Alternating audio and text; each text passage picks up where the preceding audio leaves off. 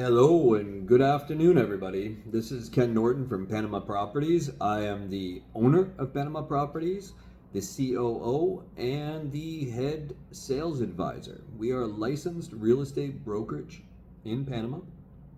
We operate all over Panama and primarily focus on the most popular expat areas of Panama, like Panama City, Casco Viejo, Coronado, Boquete, Bogus del Toro, Pedasí, Playa Venal, just to name a few areas that we have clients come in that we help buy properties in. Today, I'm going to talk to you a little bit about a subject that comes up quite often with people when they call me with a bunch of questions. In fact, I had a conversation with a guy yesterday on this subject, which is about, can I work if I come to Panama?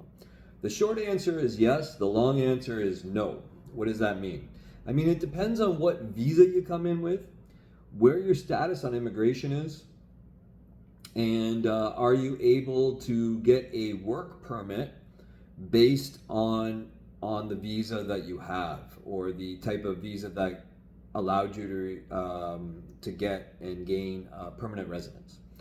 So with the proper type of visa, and if you're working within a job that is not protected under the rules that help protect Panamanian professionals, then it's quite easy. We just usually employ a lawyer or an accountant to help us obtain a work permit.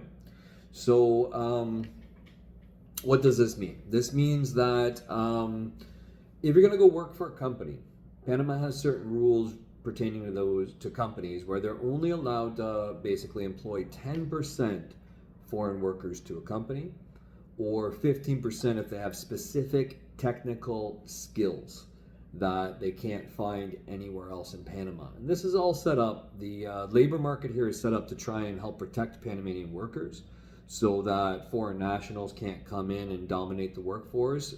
Meanwhile, there's a lot of Panamanians looking for work. However, sometimes there's not qualified nationals and they need to bring in foreign nationals. This happens a lot in companies associated, for example, with the canal. Now, I mentioned earlier about protected professions. So a lot of these are professions that involve licenses and professional type professions. For example, doctors, nurses, dentists, veterinarians, lawyers, architects, journalists, psychologists, public notaries. Those are just to name a few. There's a few others on that list as well, but typically you got to think if something is kind of like a license thing, like an engineer, an architect, doctor, these types of professions are protected. And then if you come into Panama and eventually you become a citizen, and then you go and you become certified in those types of things, you can do that. But first you have to be a citizen. And citizenship typically takes 5 years of permanent residence before you can obtain citizenship. Okay, so not every type of visa that you can get coming into Panama allows you to apply for a work permit. So for example, a tourist visa, you're just here as a tourist. Okay, me as a Canadian or Americans, we automatically get 6-month tourist visas. Europeans in general are 3-month tourist visas. You can't apply for a work permit under a tourist visa. Student visas is very restricted towards academic purposes only, and work permits typically don't get there unless you're doing internships. Now, there's exceptions to this, and I'm not an immigration specialist, but I know there's exceptions to this if you're here under a student visa, but in general, no. Digital nomad visas, which is a very, very, very popular type of a visa for people coming, because they're fairly easy to obtain. But the idea is you are working for a foreign company while you are living in Panama. And digital nomad visas are typically, I think, 2 years with possibility to extend. But you cannot get a Panamanian work permit while you're here, supposed to be working for a company outside of Panama. And then dependent visas. So certain dependents can't get it unless they apply for a work permit separately. But just because their primary visa or residency holder has a work permit doesn't automatically mean that the dependent has it.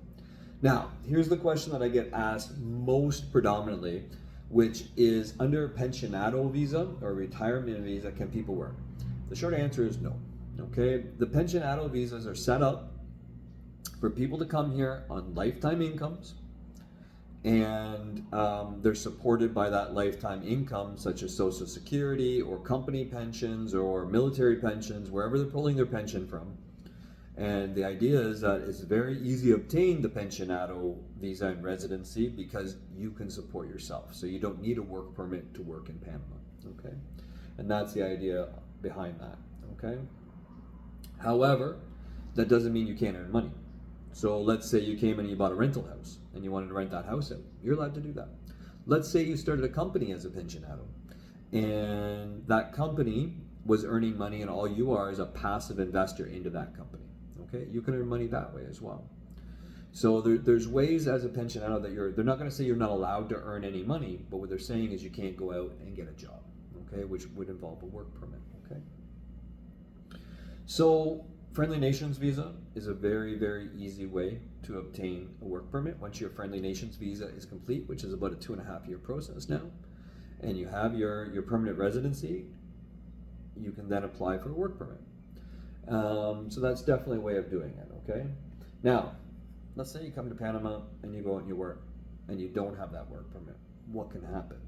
Well, Panama's going to be a little bit brutal on this type of stuff, okay? So there can be a lot of legal issues that pop up on this. So you got to be very, very careful on this. They can also deport you and not allow you to come back to Panama. If you get caught working without a work permit, they could arrest you and then they could deport you. They could levy heavy, heavy fines, okay? And you could also maybe never ever be able to get a work permit again. Even if you come back in legally, they could say, no, we're not going to give you a work permit. So in my opinion, it's better not to risk that and do things up and up. Work permits are not super expensive. They're a couple $100 if you're eligible for one. Your lawyer, typically if you got a good lawyer, and we can recommend some good lawyers that we work with all the time, people that we know do a good job and that we trust as a real estate agency. We can recommend some lawyers that can help you do this as well in order to get that work permit. It's not a big deal to do that, okay? So, if you plan to relocate to Panama, if you need to be here and you need to be working, just make sure you do things right is my recommendation. And that you go out and if you're eligible to get the work permit, get the work permit, okay? If you're going to be working, starting up a company and you're going to be working within that company, it's probably good to have the work permit working within that company as well, okay? So this is a little bit of information. You can dig deeper into this if you want. You got questions, let me know.